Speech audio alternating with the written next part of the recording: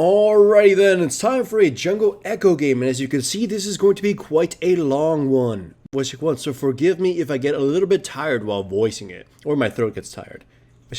Anyways, attack speed red, armor yellow, cooldown reduction blues, ability power quince, 12-0-18 masteries. I'm going tank Ekko this game, although you can go AP Ekko. This is the new, I'm taking the new cookie cutter build that's been plaguing solo queue as of late.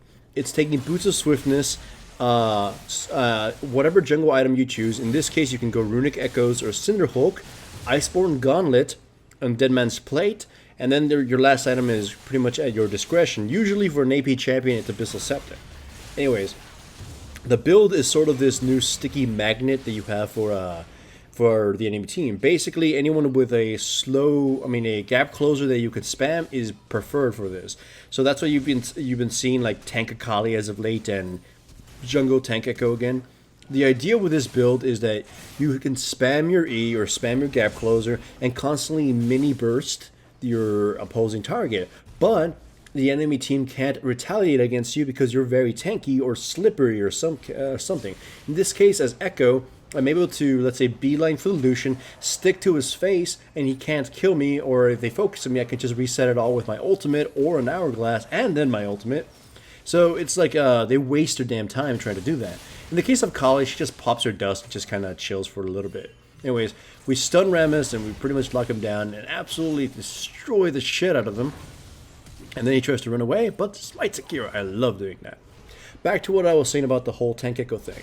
So essentially, the idea is that you're an aggro magnet, right? That's the new role, essentially. You're an aggro magnet that they can't punish for being too aggro, or at least trying to focus you down is largely pointless, so to speak. If they manage to kill you, it's usually because you're so out of place that your teammates can't react and punish the enemy team for focusing you down, or because you had no abilities, or you got massively CC'd down and debuffed to hell and killed. Right now, bottom lane is just the center of action. I keep having to gravitate towards it. In this case, I go straight for the Janna because I figure since I managed to stun her, if we killed her quickly, she wouldn't be able to have any of her supportive abilities to help out the Lucian, and then we'll be able to kill the Lucian. Unfortunately, the Ashe didn't catch on that, so she ran to the completely wrong direction and got herself killed. Unfortunately for me, even though Ram showed up, he's not able to tower dive any further, and I was able to survive. Still, though, as I'm saying, I got to return to bottom lane yet again because my bottom lane teammates are getting into more shenanigans. They pick a fight with the bottom lane, they get trapped and exhausted. All abilities are pretty much burned. And I'm pretty damn sure Rammus is heading down there, so I head down there as myself. My W isn't going to be able to trap the Lucian, but since he's pretty much split off, I'm able to pick him off rather easily. Thresh is going to be able to hook up the Janna. Right now, hook. And I love, one of my favorite things to do with Ekko is this little mini turret dive. I get taunted, but it's fine. I go in, kill Janna, just bolt backwards with my ultimate. I love doing that, but I have to be clear, I really don't like Ekko's ultimate for a lot of reasons. In one case, it acts as a pseudo-guardian's angel if you're a tank, or even if you're an AP, but mostly if you're a tank. If they focus you down, you can just use it and return to whatever spot you were in a while ago, and basically be full to near full. If you can't really use it for damage most of the time unless the enemy team sort of blunders into it, right? So it's mostly thought of as a sort of heal. So that's why I kind of don't like it. It doesn't help you for ganking the jungle or anything, because if you're targeting, if you're fighting somebody, most of the time you're just kind of, they're running away from you, so they're not going to be in any position to get blown up by your ultimate. So it's very hard to use in that case. As far as Ekko goes for solo queue though, I would actually recommend you try learning him. In one sense, he's good and strong for the meta right now in terms of carrying and doing all that shenanigans, but it's mostly because as a champion, learning him and playing him, he's pretty easy. He's one of those champions that have a low skill floor, high skill ceiling, in which if you played him right now, you could probably get away with his most basic things, and they would reward you quite well because his abilities are pretty damn strong when used even basically. But only the strongest of players will be able to pull off all the cool, crazy stunts and clutch plays that an Ekko player can do. He just has a lot of that maneuverability.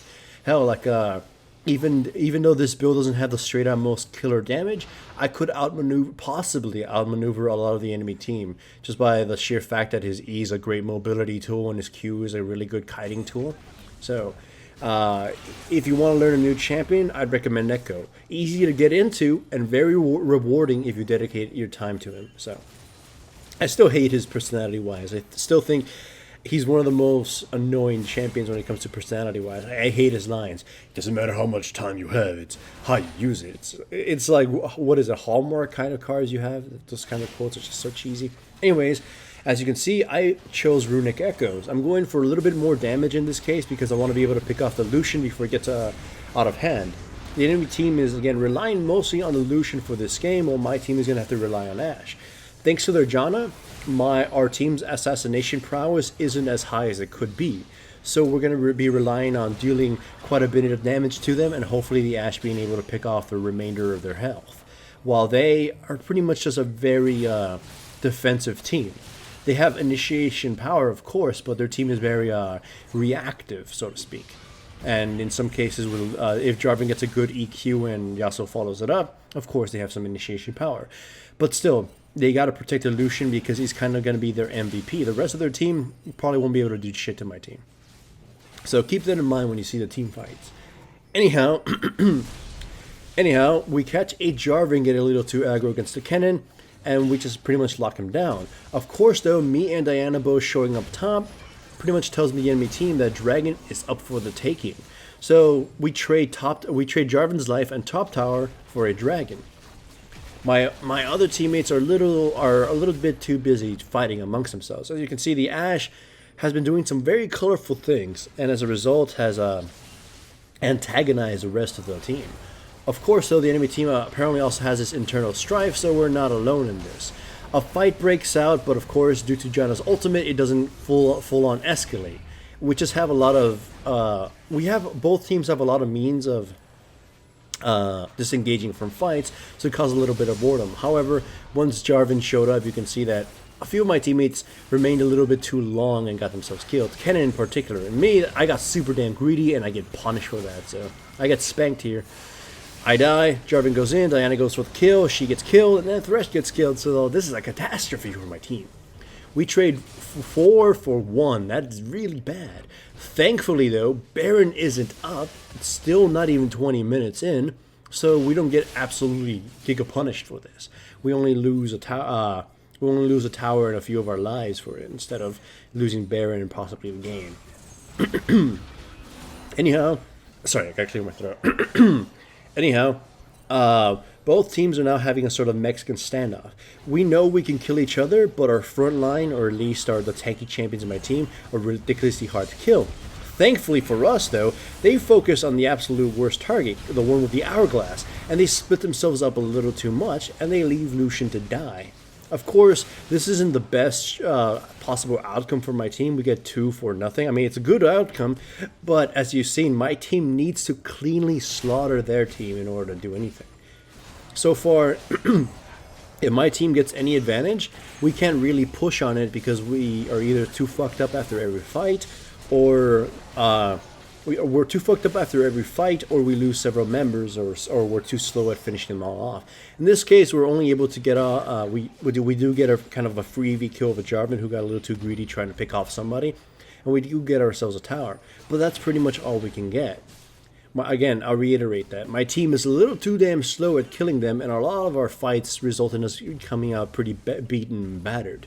So we're not able to push for objectives. Push for objectives and push our advantage. So as you can see, this is going to be quite a long game as a result of that. We're contemplating what we can do. As far as I'm going, though, I'm going to be going with more damage this game. I'm building Abyssal Scepter, and then I'm building Hourglass so I can try to pull off some shenanigans, as in I dive the enemy team, do a bit of damage, then restore my cooldowns and do that again. Anyway, Thresh gets caught. I go in, hoping to maybe fight because my teammates could have sandwiched them in there. If they focused me, I would have just used my ultimate. But sadly, there was no response from my teammates. We basically gave them Thresh on a silver platter. Luckily for us, the enemy Rammus decides to turret dive us, which causes the rest of their team to dive us as well, and basically gets CC'd on their tower and takes so much unnecessary damage. Cannon's ultimate is not the most effective, but it scatters the enemy team and causes chaos. We pick off the Rammus, and then we pick off the Jarvan, and then the rest of the enemy team are in full flight. And I love doing this, the flash E boom burst kind of thing. So kill off the Yasuo. Lucian almost kills me, but thankfully Kennen and the Ashe are slowly here to pick off the rest of them. Thankfully the Kennen doesn't die. The Ashe picks up the Lucian, and the Ashe ends up picking off the Janna as well, and we get ourselves a really slow ace. Unfortunately, this means we're not able to push our advantage, like I've been alluding to earlier in this game. So we just get ourselves a dragon and then be off on our merry way. Ashe tried to push bottom, but as you can see, she couldn't get that very far. Now, like I said, so far this game is kind of an issue for us because we're not able to push our advantages as much as we can, as much as we want. We need basically a full ace on the enemy team, a very clean fight, and hopefully most of our teammates survive healthy. So in case they revive in time and counter engage on us, we're able to fight them off. Anyhow, the enemy team is going to go for our top tower. So thankfully the Kennen is able to escape, but pay attention to that ward in the tri-bush. It's going to play quite the vital role soon. The enemy team has the advantage here mostly because we burned a lot of summoner spells to win that fight earlier on, or at least our flashes and whatnot. And they can take free reign of pushing us down or just being super aggressive. But look here. Kennen ults from behind, he teleports in, and they just completely ignored this. This allows us to obviously engage, I pick up the Janna, I turn around to focus on the Rammus to free up the Ashe. She gets freed off, and mostly I also did it. She said I didn't want to take the brunt of the damage, and we're able to pick off the Jarvan and the Lucian right after. This one is the clean, almost clean kind of fight I wanted. And as you can see, the minion line is barely arriving, so we're able to push right after this. We're going to get ourselves a tier 2 turret from this, and unfortunately we can't get much more beyond that. Again, I'll reiterate, we're having issues pushing our advantage after any fight, so this is what's causing the game to be very, very long. Now, I'm going to be building Abyssal Scepter, mostly because I figure my damage isn't quite there yet.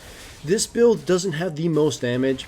Of course, it's not really about that. It's mostly, again, I'll reiterate what I said earlier, about being this pseudo-magnet tank that's just super damn annoying, that if they focus on you, you make their damage irrelevant, and if they ignore you, you'll eventually kill somebody.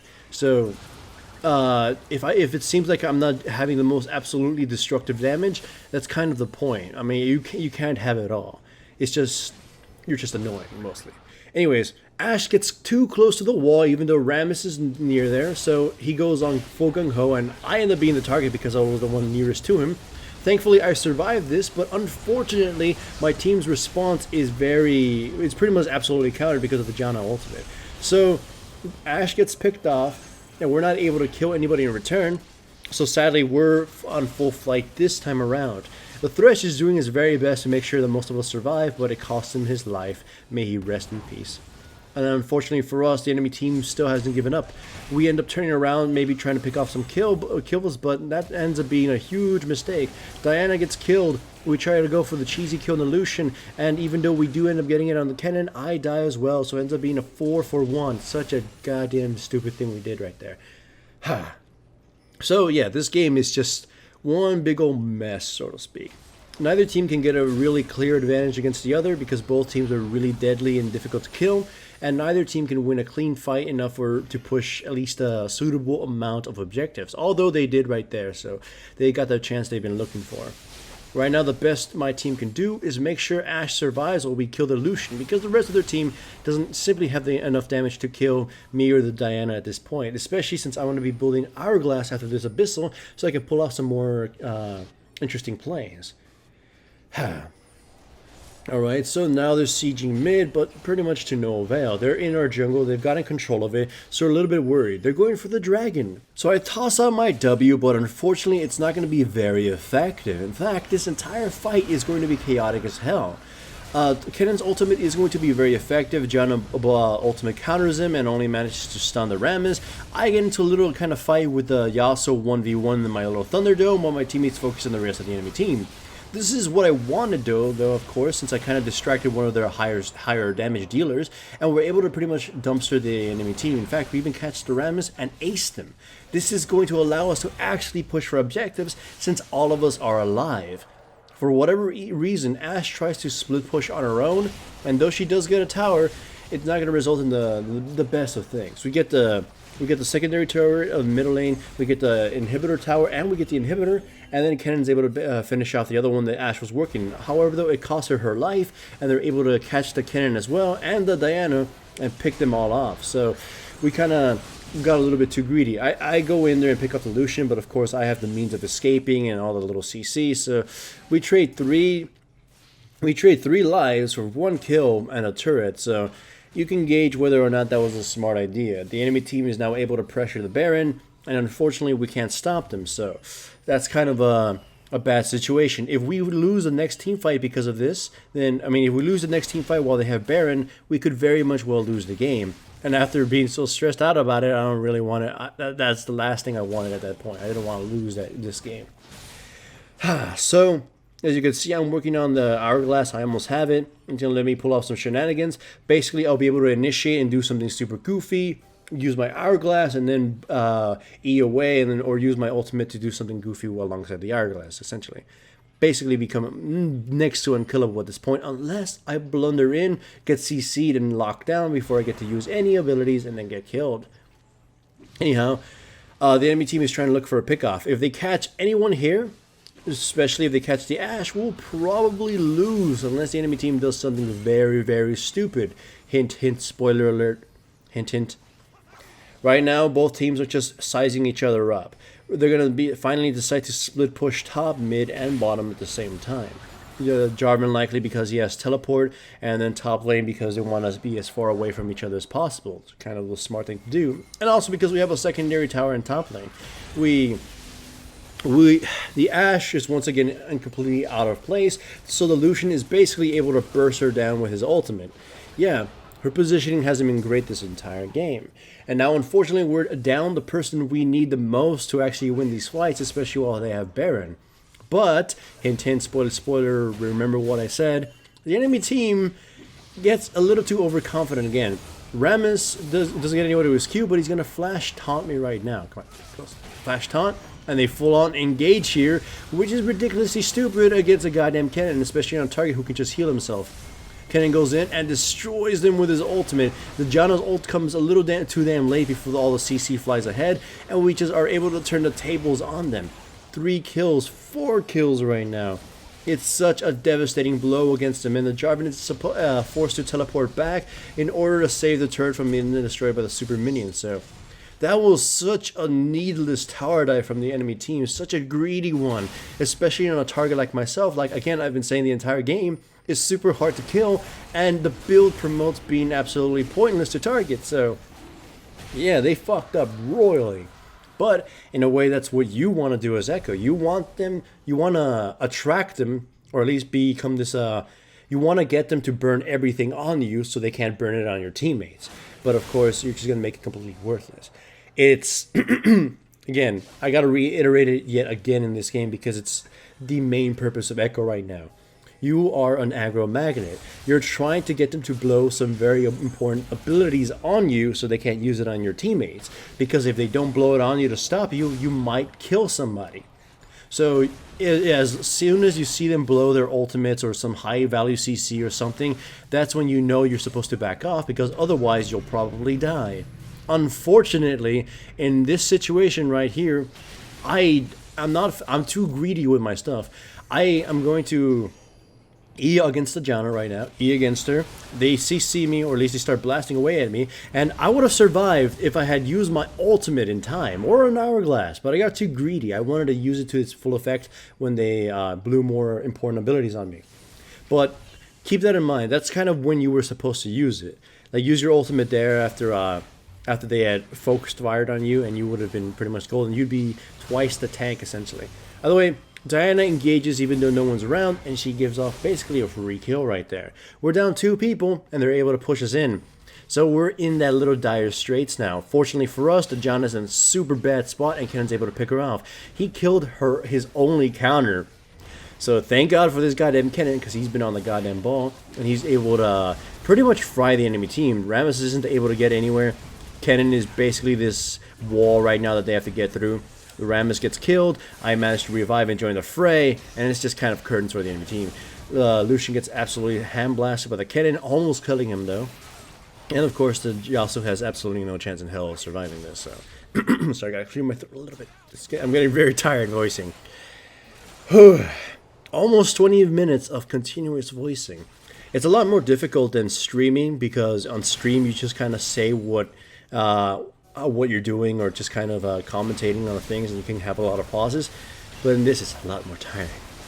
We're able to get the Baron, and that's pretty much going to be game at this point. The enemy team can't stop our onslaught anymore, any longer. Whew. We push with the minions. Rammus is a little too close for comfort, and he gets CC'd right now by Thresh, and we just blow him the fuck up. The rest of the enemy team follows suit as they too get a little bit too close to the action, gets CC'd down and slowly bursted down.